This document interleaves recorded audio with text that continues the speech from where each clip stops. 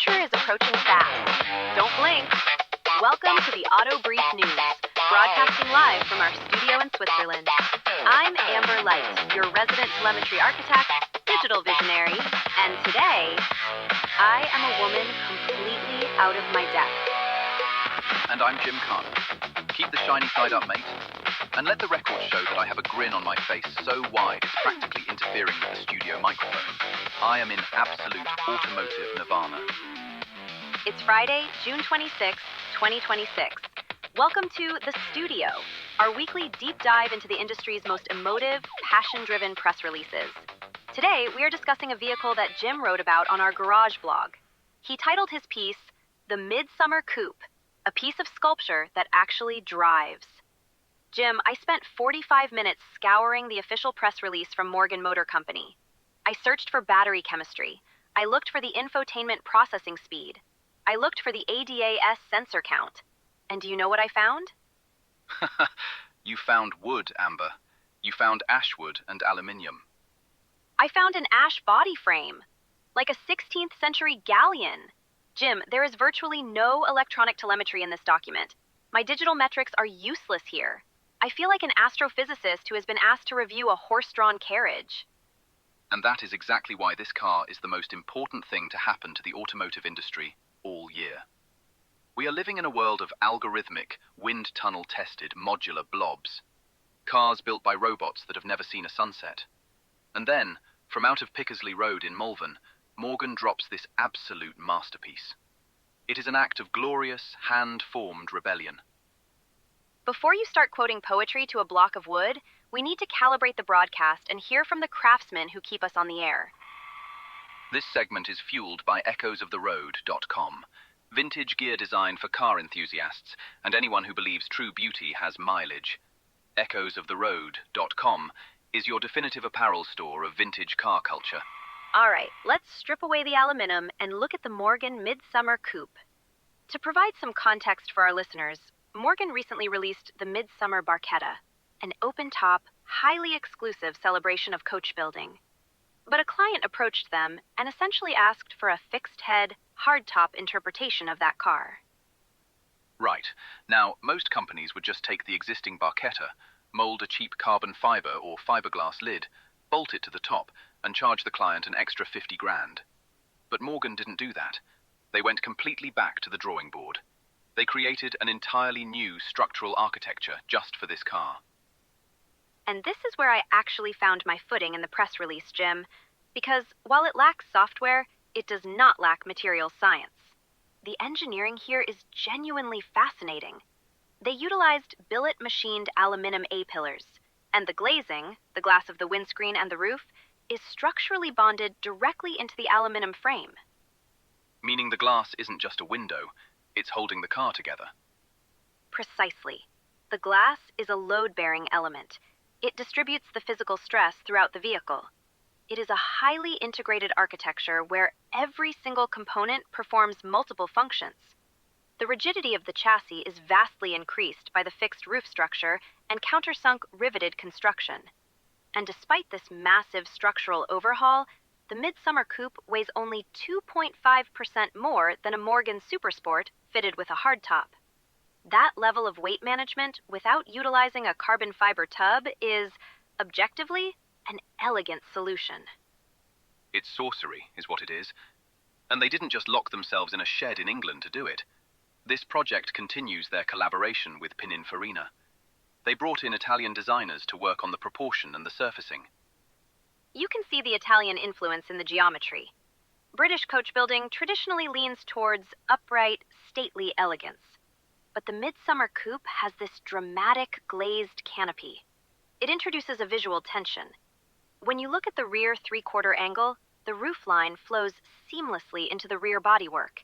It is a continuous, unbroken form from the windscreen all the way to the trailing edge. It looks fluid. And look at the door height. They raised the belt line so you sit deeper inside the car, rather than feeling like you are perched on top of it.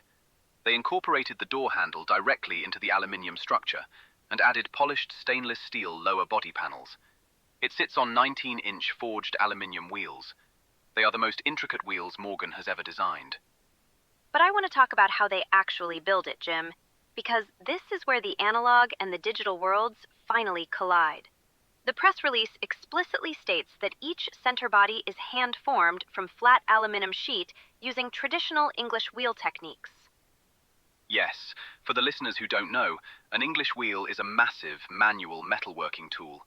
A craftsman stands there, physically pushing and pulling a sheet of aluminium between two steel rollers, using nothing but their own muscle and decades of experience to curve the metal into a three-dimensional shape. It takes hundreds of hours. It is pure art. But they assemble it using digital measurement systems. They use digital scanning and laser measurement to provide constant reference points throughout the build process. So they are using 21st century laser telemetry to verify the accuracy of a 19th century metalworking technique. I find that intersection of technology and human craftsmanship deeply satisfying. It's the perfect balance. The laser tells them if they are a millimeter off, but it's still a human hand that fixes it. And underneath that hand-formed aluminium is the ash wood body frame. This is the part I struggle with. A wooden frame? Wood degrades. It warps. It's susceptible to moisture and temperature variations. Why not use extruded aluminum for the entire substructure? Because wood flexes, Amber. Ash wood is incredibly resilient. It absorbs shock. It transfers the load through the structure naturally, and it has natural acoustic benefits. It absorbs the high-frequency road vibrations before they ever reach the cabin. Morgan has been doing this for over a century. They understand the material properties of wood better than anyone on Earth. I will defer to your historical knowledge on that, but let's move into the cabin. The interior of the Midsummer Coupé. It is a sanctuary. It's certainly analog. They have expansive glazed glass overhead, filling the cabin with natural light. But the dominant material isn't leather or carbon fiber. It's teak. Beautiful, warm, grain-rich teak. And they didn't just glue some thin veneer onto a plastic dashboard. They used the teak as a structural aesthetic. The newly developed aluminium gear selector incorporates a teak inlay.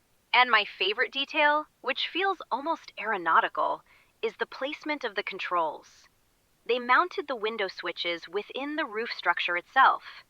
The sun visors and the rear-view mirror are mounted to a solid aluminium rail that spans the entire width of the cabin roof. Reaching up to the ceiling to flip an aluminium switch to lower your window, it's highly tactile. It forces a deliberate physical interaction with the machine. It makes you feel like you are initiating a pre-flight sequence in a vintage Spitfire. It's brilliant. You wrote down in your notes that you were frustrated by the lack of an infotainment screen. I consider it the greatest luxury of all. In this car, you aren't distracted by text messages or software updates. The operating system is the driver. The interface is the steering wheel and the teak gear selector.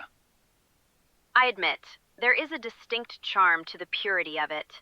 But let's discuss the exclusivity, because this is not a production car. Morgan is only building 9 of these client commissions. Just 9. And the one we are looking at in the press photos, the prototype, is what they call the artist's proof. It establishes the benchmark, and after its public debut, it isn't being sold. It is going straight into the Lauman collection in The Hague. Which is one of the most significant collections of historic automobiles in the world. It is literally being treated as a museum piece before the first client even takes delivery. And the 9 clients who did secure a commission aren't just buying a car off a spec sheet. The press release notes that this is a special projects program. Each client works directly with the Morgan design team. They choose the colors, the leathers, the specific wood finishes. The ash and aluminium architecture is the shared foundation, but the 9 cars will be entirely unique in their execution. It is the ultimate expression of bespoke commissioning. It's not a vehicle, it's a highly personalized asset. It bypasses the entire conversation about practicality, range, or aerodynamics, and exists purely as an exercise in aesthetic and material expression. Let's tap into the analog frequencies of our listeners. It's time for the community poll. Finally, a car worthy of a proper soundtrack. Let's have it. Every week on our Instagram, represented by our helmet mascot, we pose a highly specific scenario. This week, You are one of the lucky 9 owners of the Morgan Midsummer Coupé. You are driving through the Malvern Hills at twilight. The bonded glass canopy is letting in the fading light. The structural ashwood frame is soaking up the bumps, and your hand is resting on the teak-inlaid gear selector. What 1970s cassette tape is playing in the cabin? You are in a machine built by hand, from wood and metal, in the English countryside. It is organic, it is slightly melancholic, and it is entirely authentic. You cannot play anything electronic. You cannot play anything synthesized.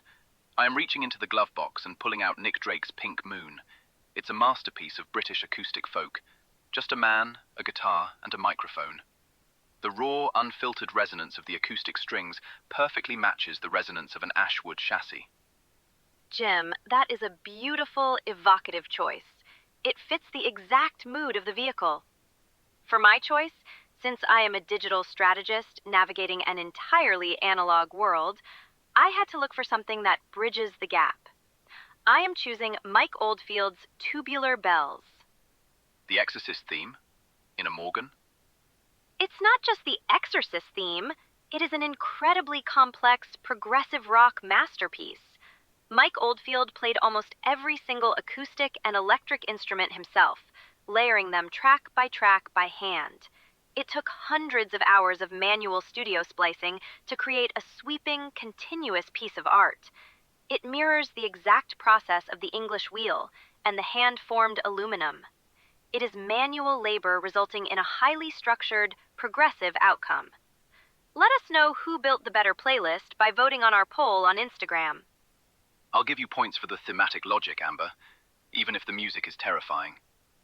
It's time for the ultimate verdict, the garage rating. Green light, amber light, or red light?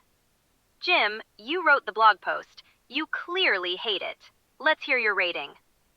I'm going to buy a lottery ticket, win the jackpot, travel back in time, and bribe whoever I have to bribe at Pickersley Road to let me buy one of these 9 cars.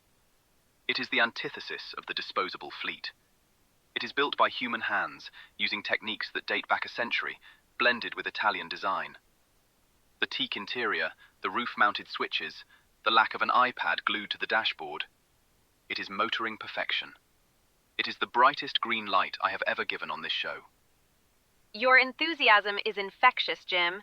Now, for my rating. I am out of my comfort zone.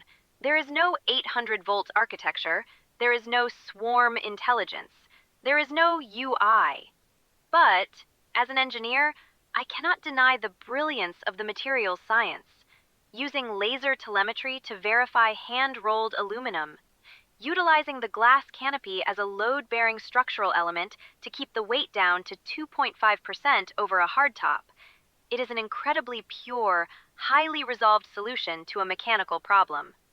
I respect the dedication to the craft. It is a green light from me as well.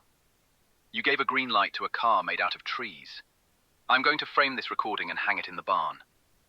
Don't get used to it. Next week, I'll make sure we review an autonomous pod just to balance my karma. That wraps up this episode of The Studio. You can read Jim's full blog post, a piece of sculpture that actually drives, and view the photos of the Midsummer Coupé artist proof in our garage archive at theautobrief.news. And be sure to sign up for our Friday newsletter, The Telegram. I'll be writing a detailed defense of the English wheel, typed exclusively on a machine that requires a heavy, tactile keystroke. I'm Amber Light. The future is approaching fast. Don't blink. And I'm Jim Khana. Keep the shiny side up.